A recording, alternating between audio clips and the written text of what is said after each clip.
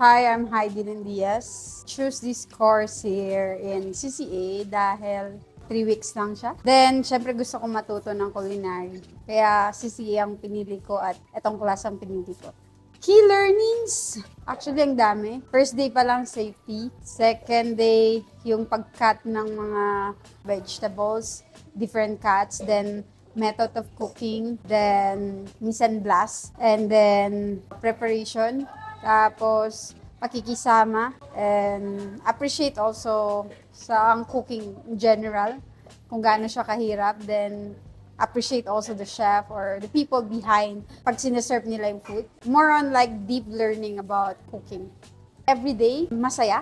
Everyday, iba't iba ang natutunan ko. Everyday parang iniisip ko, it's an exciting day, it's a new learning. Thankful ako na natapos nga itong class.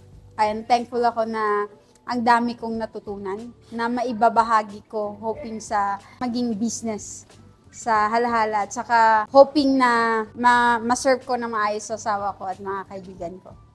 Yes, I will recommend this class kung naghahanap po kayo ng school na matuto ng culinary. Baka makonsider nyo ito dahil sa time, sulit ng binayaran nyo at maraming kayong matututunan.